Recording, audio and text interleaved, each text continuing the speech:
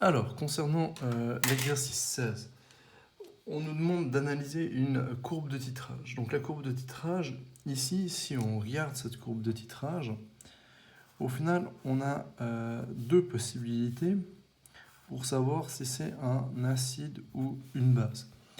Si ma courbe de titrage, elle démarre avec un pH acide et que ça évolue, c'est qu'on est en train de titrer un acide par une base. Si par hasard mon titrage vient commencer avec un pH basique et il évolue en descendant sur l'échelle de pH, ça veut dire qu'on titre une base. Ici, on est dans le cas au final d'un acide. Donc ici, on a un acide titré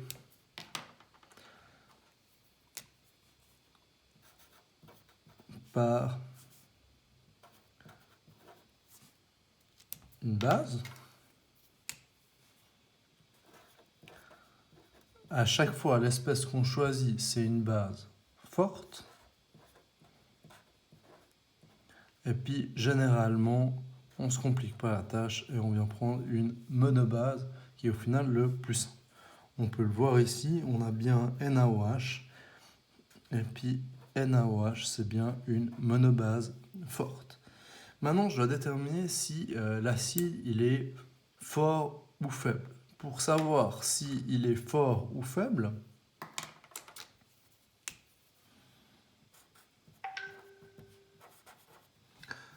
l'acide, mon point d'équivalence,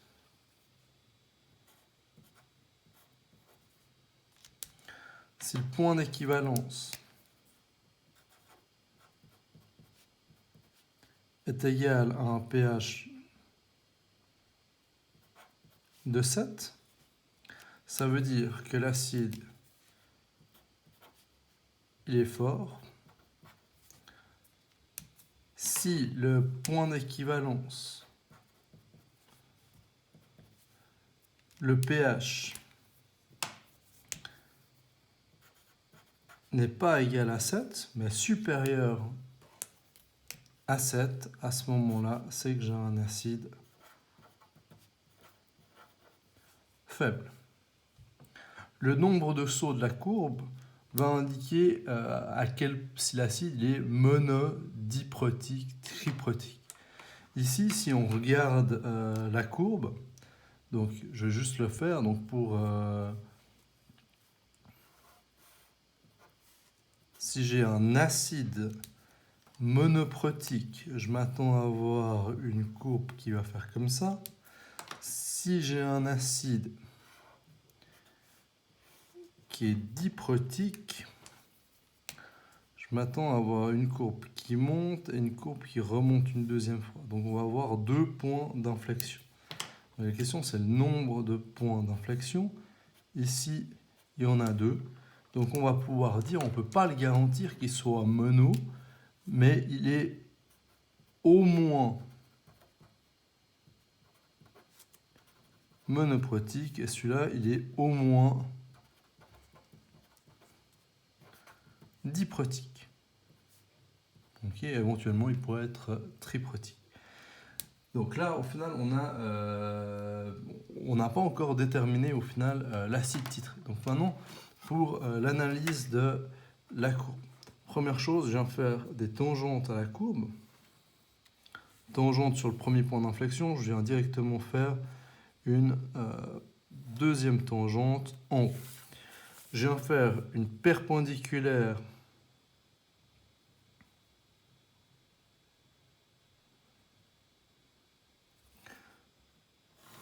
à cette tangente. Je viens refaire aussi la même chose en haut.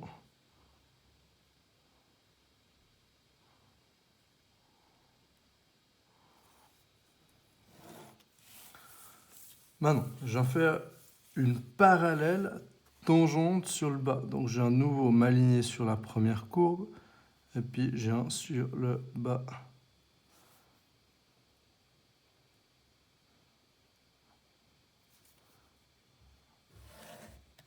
de la courbe. Je viens faire la même chose en bas.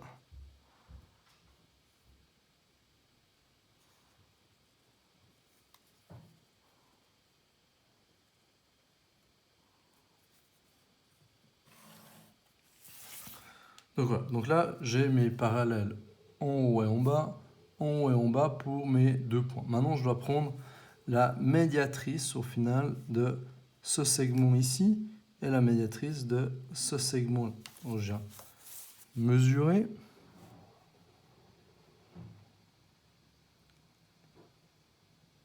Ici ça fait 1,8. Donc je viens mettre pour faire ma BC. Et puis la médiane, elle est là.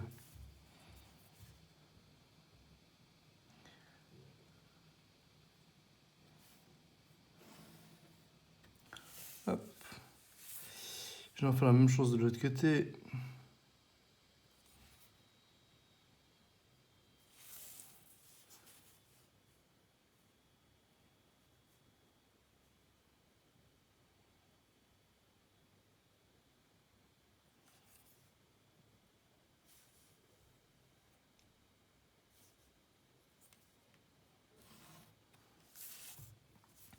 Et puis on a nos 2 points d'équivalence. Donc j'ai un point d'équivalence ici et j'ai un point d'équivalence là.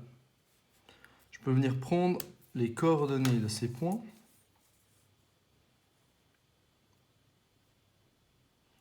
Donc ici, moi, ce qui va m'intéresser, c'est le pH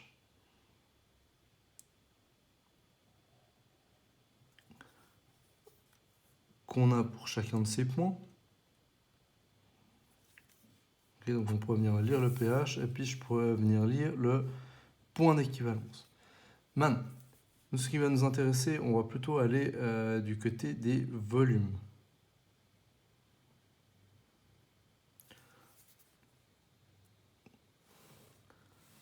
Donc ici, j'ai un premier volume d'équivalence à 15. Mon deuxième volume d'équivalence, je descends perpendiculaire, il est exactement à 30. Juste continuer. Bon, ici, j'ai le point d'équivalence.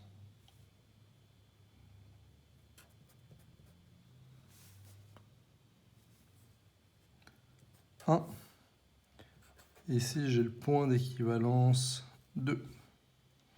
Je peux prendre les demi-points d'équivalence. Donc pour les demi-points d'équivalence, si je suis à 15, je suis à 7,5.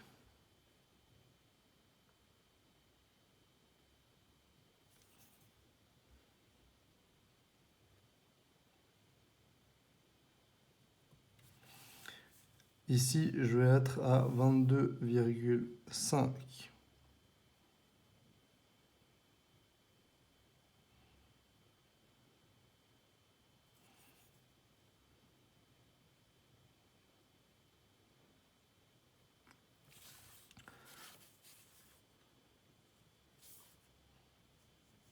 Donc ici, ça correspond au demi-point d'équivalence 1. Ça correspond au demi-point d'équivalence 2. À partir de ces demi-points d'équivalence, je monte sur la courbe.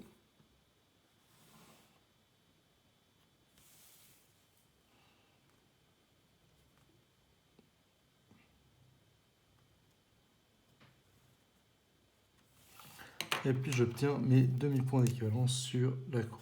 Il est ici. Et puis le deuxième, il est là. Les demi-points d'équivalence vont permettre de trouver le pK.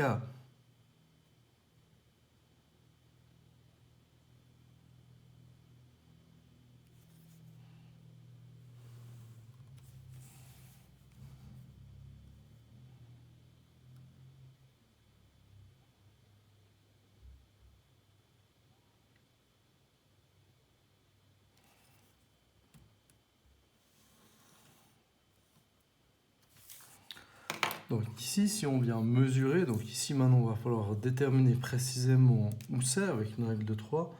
On va trouver ici qu'on a 2,2 et ici 7,0. Ça correspond aux 2 pK. Donc ici, on va devoir chercher dans le tableau un acide.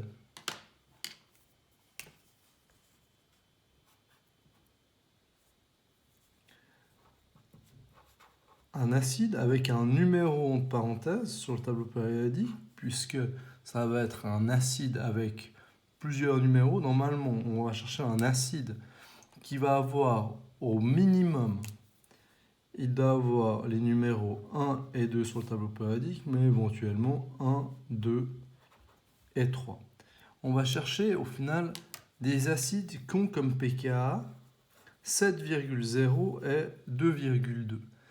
Et si on regarde, il y en a un d'acide qui correspond à ça, c'est l'acide arsénique. Donc l'acide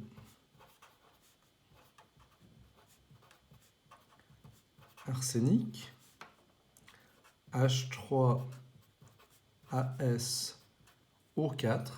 Si vous cherchez sur le tableau périodique, ben celui-là il joue, il a bien un pK qui vaut 2,2, un autre pKa qui vaut 7,0, et puis il y a un troisième pKa, mais qu'on n'est pas capable ici de voir sur la courbe. Donc ici, on est dans ce cas-là. Donc ici, on peut aussi voir que, et ça c'est important, on n'a aucun point d'équivalence à 7,0, donc c'est bien un acide faible. Avec la courbe de titrage, on pourrait dire en première instance qu'il est diprotique. Et puis, on voit au final avec l'analyse de la courbe que c'est un acide faible triprotique. Donc nous, dans ce cas-là, on est sur du triprotique.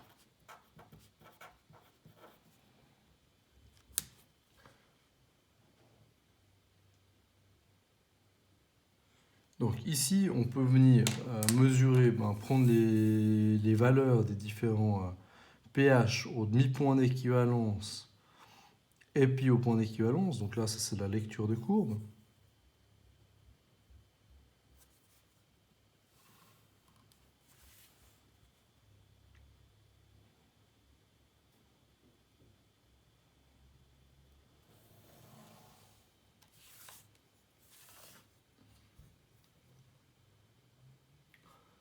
Donc, le nom de l'acide titré, c'est l'acide arsénique. Et puis, on nous demande la concentration de cet acide ou de cette base. Donc, ici, c'est l'acide. Et puis, pour ça, on va se baser sur le point d'équivalence 1. Le point d'équivalence 1, ça veut dire qu'on a un volume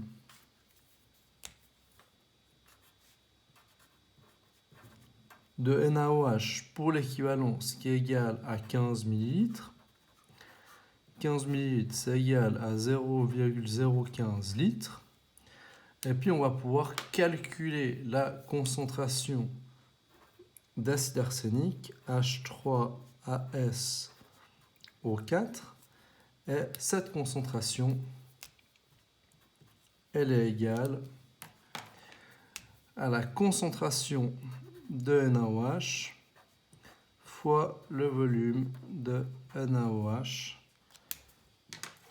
divisé par le volume de H3AsO4 qu'on a titré. Donc ça, avec cette formule-là, on est capable au final de déterminer la concentration initiale de notre acide arsenique. Voilà, je suis allé un peu, j'ai expliqué comment procéder à cet exercice. Je vous laisse reprendre tout ça et puis me reposer s'il y a des questions. Mais normalement, j'ai montré comment analyser une courbe, déterminer si on a un acide ou une base, s'il est mono, di ou triprotique, savoir s'il est faible ou fort.